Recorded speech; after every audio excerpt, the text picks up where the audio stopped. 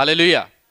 परमेश्वर का धन्यवाद हो आज के सुंदर समय के लिए। आइए आज के लिए निकालें मत्ती रचित सुसमाचार, उसका 26वां अध्याय, उसका 6 से 13 वचन, फिर हम आगे 14 से 16 वचन बाद में पढ़ेंगे।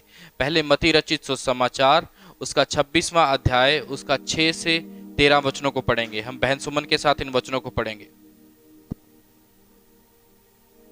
जब यीशु बैतनिय्याह में शमौन कोढ़ी के घर में था, तो एक स्त्री संगमरमर के पात्र में बहुमूल्य इत्र लेकर उसके पास आई, और जब वह भोजन करने बैठा तो उसके सिर पर उड़ेल दिया। यह देखकर उसके चेले रिसियाए और कहने लगे, इसका क्यों सत्यानाश किया गया? इसे तो अच्छे दाम पर बेचकर कंगालों को बांटा जा सकता था। यह जानकर यीशु ने उनसे कहा, स्त्री को क्यों सताते हो? उसने मेरे साथ भलाई की है।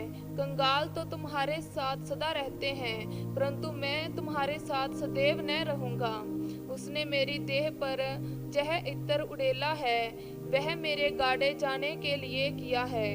मैं तुमसे सच कहता हूँ कि सारे जगत में जहाँ कहीं यह सुसमाचार प्रचार किया जाएगा, वहाँ उसके इस काम का वर्णन भी उसके स्मरण में किया जाएगा। आमीन। आमीन। परमेश्वर के इस वचन पर पढ़े जाने पे आशीष हो। इस कहानी नहीं, ये एक घटना है जहां पर यीशु मसीह अपने चेलों के साथ बैठा है।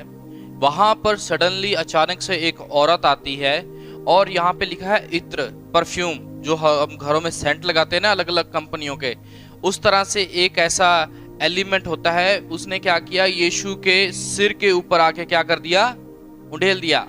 ठीक है, अब ध्यान से हम एक एक चीज को अब समझेंगे। जब यीशु बैतनिय्याह में शमौन कोढ़ी के घर पर था, तो एक स्त्री संगमरमर के पात्र में बहुमूल्य इत्र लेके उसके पास आई। क्या लेके आई? बहुमूल्य। अब ये वाला जो इत्र है, वो इत्र नहीं है जो हम घर में लगाते हैं, सुबह लगाते हैं दोपहर तक उड़ जाता है। ये वो वाला नहीं है, ये कुछ स्पेशल था। ये जो इत्र है एक ऐसी जड़ी बूटी से बना हुआ था। इंग्लिश में उसको NARD, नार्ड बोलते हैं। हिंदी के अंदर कुछ बोलते हैं, मेरे को ध्यान नहीं है। वो वाली जो जड़ी बूटी है वो हिमालय के पहाड़ों में ही पाई जाती है, हमारे आसपास नहीं पाई जाती। और एक और खास बात, जो इत्र, वो नार्ड यानी ये जो जड़ी बूटी का इत्र है, ये आपको आमतौर पे ना ही दुकानों पे, यहाँ तक ना ही Amazon, ना ही फ्लिपकार्ट, इन चीजों पे भी नहीं मिलेगा कि वो इतना महंगा है। और वो इतना महंगा था कि उस औरत ने यीशु के ऊपर छिड़क दिया, के उड़ेल दिया।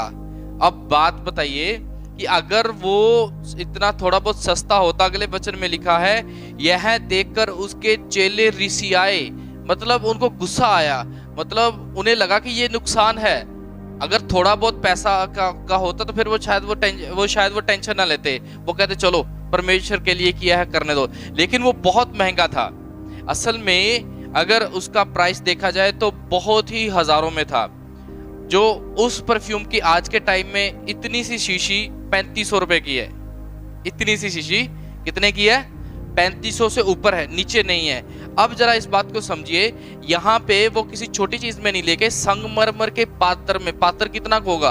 ऑब्वियसली अगर अब छोटे से छोटा लगा, इतना तो होगा ही।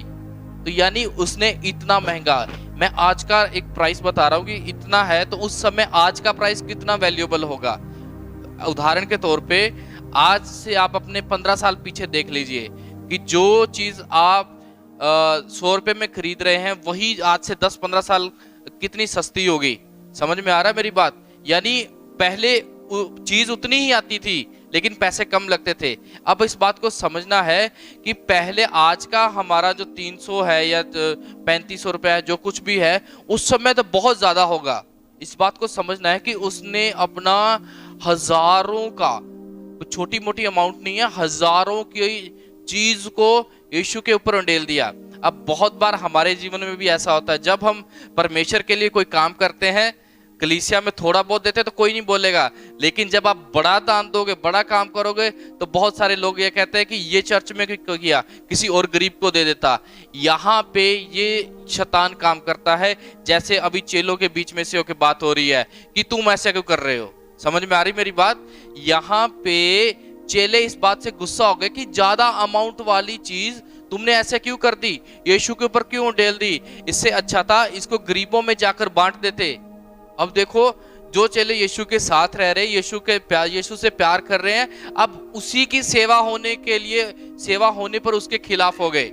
इस बात को जरा दिमाग को खोलिए, समझिए कि कैसे चेले अपनी ही बात बनाने के लिए। अब देखिए कि उस औरत ने क्या किया, अपना सब कुछ, मेरे हिसाब से उसका सब कुछ ही वो होगा, यानी उसने यीशु के ऊपर उड़ेल दिया। वचन में लिखा सिर से लेके बॉडी तक पूरा का पूरा उसने उड़ेल दिया। और अब आगे देखते हैं कि चेले इस बात पे परेशान हो गए, क्यों किया? अब उनको गरीबों की चिंता आ गई। क्या वो यीशु मसीह से प्रेम नहीं करते थे? करते थे। ध्यान रखिए कि जब आप मसीह में होते हैं तो बहुत सारे तरीकों से शैतान आपको परेशान कर सकता है, शैतान आपके साथ खेल सकता है। इस बात को समझना है कि अब यीशु का काम हो रहा है, यीशु की सेवा हो रही है, लेकिन खुद के चेले बोल रहे कि इसका ऐसा क्यों किया। हम भी मसीह में हैं, जब हम कभी बड़ा हाथ बढ़ाएं तो कभी भी डरना नहीं। बहुत सारे लोग आपको बोलेंगे, बहुत सारे लोग आज भी ऐसे हैं, वो कहते हैं कि चर्च में या कलीसिया में या मिशन के लिए या परमेश्वर की सेवकाई के लिए हाथ ना बढ़ाओ, इससे अच्छा है कि कहीं और दे दो। ये वाली डॉक्ट्रिन्स आती हैं। लेकिन वचन के अनुसार हम सब मसीह की देह हैं। जैसे इस औरत ने मसीह की देह के ऊपर अपना तेल उंडेल दिया, हम भी मसीह की देह को बढ़ाने के लिए देते हैं। हालेलुया। इस बात को समझिए कि जब आप देते हैं तो उसका फल क्या होगा, आगे हम देखेंगे। यह देखकर उसके चेले रिसियाए और कहने लगे, इसका क्यों सत्यानाश किया। यानी उनको इतनी टेंशन होगी कि इसका सत्यानाश। उनके वर्डिंग्स देखो चेलों की, कि यीशु के सेवा के लिए, यीशु के शरीर के लिए जो परफ्यूम डाला गया उसका सत्यानाश बोल रहे हैं। इनके शब्द ध्यान से देखो कि ये खत्म हो गया, सत्यानाश, इसकी कोई वैल्यू नहीं है। यानी चेलों का दिमाग इंसानी रूप से मनी माइंडेड था, कि मतलब वो हर चीज को पैसे में तोलना, मतलब हमेशा नहीं लेकिन कुछ पल पे इस वक्त वो उस चीज को पैसे में तोल रहे थे। आगे पढ़िए क्या लिखा है। इससे तो अच्छा कि अच्छे दाम पर कंगालों को बांटा जा सकता था। अच्छा दाम, ये कोई छोटा मोटा दाम नहीं था, काफी बड़ा अमाउंट था। यह जानकर यीशु ने उनसे कहा, स्त्री को क्यों सताते हो। अब यीशु उसकी प्रोटेक्शन में आ गया। इसकी, उस औरत की जिसने परफ्यूम डाला था, जिसने वो इत्र डाला था। चेले उसके खिलाफ बोल रहे थे, उसी प्रकार जब भी हमारे खिलाफ बोलेगा यीशु हमारे प्रोटेक्शन में आएगा ही आएगा। इसलिए अपना हाथ बढ़ाना, अपना जो आपकी सेवा है, अपनी सेवा करनी कभी ना छोड़ो। हमेशा सेवा करनी हाथ से ही नहीं होती, फाइनेंशियली नहीं होती, अपने हाथों से। अपनी जो मसीह की चर्च की सेवा है उससे पीछे ना हटो। अगर आप चर्च की सेवा, कलीसिया की सेवा, परमेश्वर के लोगों की सेवा, गरीबों की सेवा, वचन के अनुसार ये सब काम करते हैं तो मसीह आपकी सुरक्षा में खड़ा होगा। हालेलुया। जैसे मसीह इस औरत की सुरक्षा में खड़ा हुआ है। लिखा है, यह जानकर यीशु ने उनसे कहा, स्त्री को क्यों सताते हो, उसने मेरे साथ भलाई की है। कंगाल तो तुम्हारे साथ सदा रहते हैं, परंतु मैं तुम्हारे साथ सदैव ना रहूंगा। यहाँ पे कहने का मतलब यीशु मसीह ने ये नहीं कहा कि तुम लोग हमेशा गरीब रहोगे। यीशु मसीह ने कहा कि यहाँ पे पृथ्वी के ऊपर हमेशा ही गरीब बने रहेंगे, हमें उनकी सेवा करनी है, ठीक है, वो तो तुम्हारे साथ रहेंगे, लेकिन मैं तुम्हारे साथ सदा नहीं रहूंगा। अपना वो यहाँ पे उन्हें बता गया कि मैं फिर जाने वाला हूँ।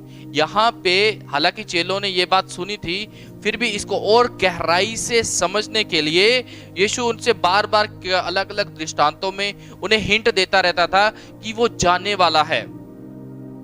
उसने लिखा है, उसने मेरी देह पर जो यह इत्र उंडेला है मेरे गाड़े जाने के लिए किया है।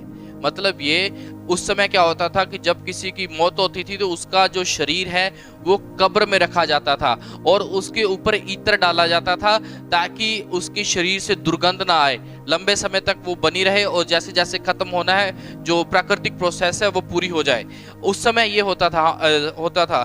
तो मैं तुमसे सच कहता हूं कि सारे जगत में जहां कहीं यह सुसमाचार प्रचार किया जाएगा, यानी जहां कहीं यीशु मसीह का प्रचार होगा, वहां वहां उसके काम का वर्णन भी उसके स्मरण में किया जाएगा।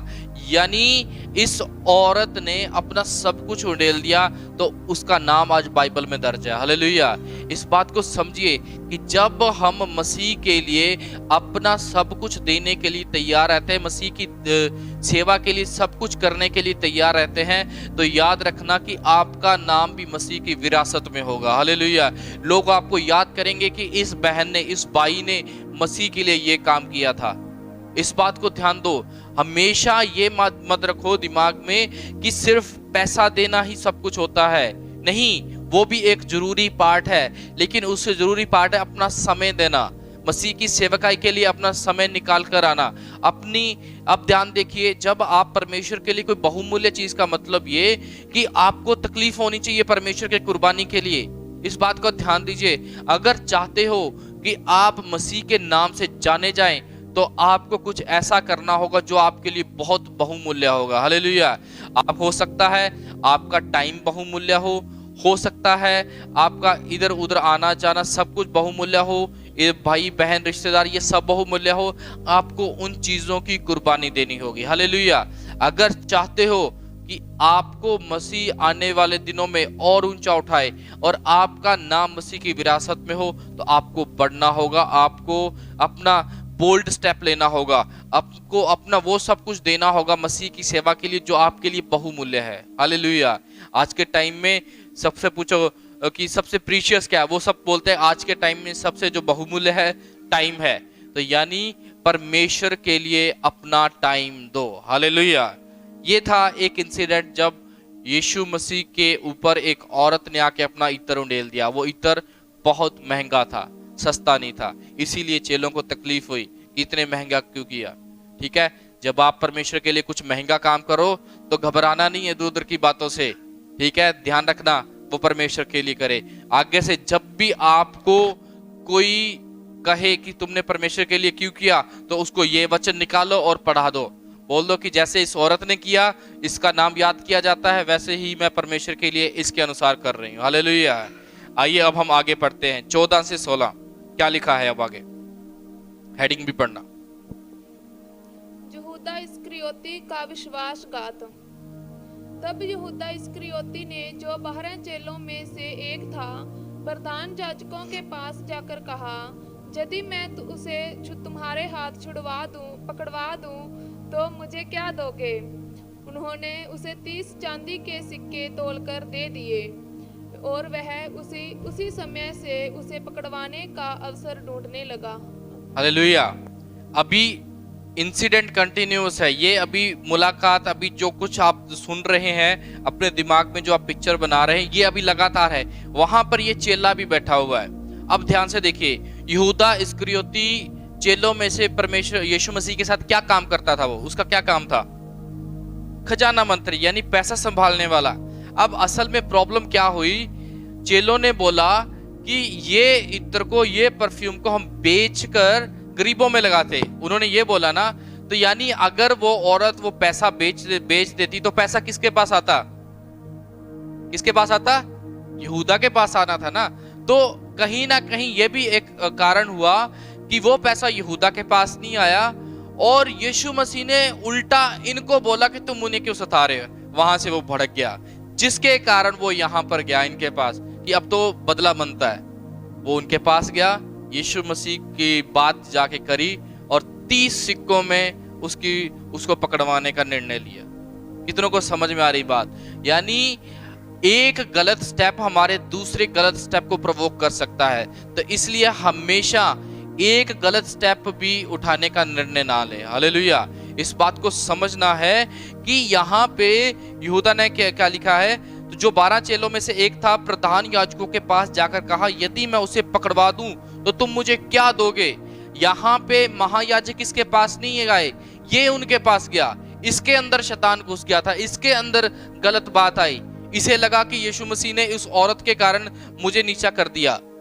इस बात को ध्यान रखना कि परमेश्वर हमेशा सही और गलत की बात करता है, कभी भी प्रिय की कोई भी बात नहीं करता कि ये मेरा प्रिय है, ये मेरे को अच्छा लगता है, ये इसने मेरी इतने साल सेवा की है, इसने मेरे चर्च के साथ 20 साल से चलता रहे। नहीं, 20 साल आपने वफादारी से परमेश्वर की सेवा की है और 21वें साल अगर आप गलत हो गए, ध्यान रखना आपका 20वें साल की मेहनत पे पानी फिर जाता है। यहाँ पे ऐसा ही हुआ, ये यीशु के साथ चलता रहा, लेकिन एक छोटी सी बात उनके लिए, परमेश्वर के लिए छोटी सी बात उन्होंने अपने लिए बड़ी बात बना दी। एक बात ध्यान रखना, हमारा परमेश्वर अमीरों वाला परमेश्वर भी है। इस बातों को समझना है कि परमेश्वर के पास बहुमूल्य चीजें हैं। जब हम परमेश्वर के लिए अपना दिल खोलते हैं तो परमेश्वर हमारे लिए अपना दिल खोलता है। ध्यान से देखिए, यदि मैं उसे पकड़वा दूं तो तुम मुझे क्या दोगे? उन्होंने उसे 30 चांदी के सिक्के तोल कर दिए। कितने? 30। और अगर हमारी भारतीय इंडियन रुपीस के देखें तो 15,000 से 20,000 रुपए बनते हैं, ज्यादा नहीं बनते। यानी सिर्फ 15,000 से 20,000 रुपयों के लिए उसने क्या किया? यीशु को पकड़वाने का निर्णय लिया। और वह उसी समय से पकड़वाने का अवसर ढूंढने लगे। कब से? जब से उस औरत ने यीशु के ऊपर इत्र डाला। ठीक है, इस बात को देख के उन्हें गुस्सा आया कि इसने इत्र सत्यानाश कर दिया है, और यहूदा ने उस मौके का फायदा उठाया। उसे गुस्सा आया, वो गया महायाजकों के पास और 30 सिक्कों में बात करी और 30 सिक्कों में उसने पकड़वा दिया।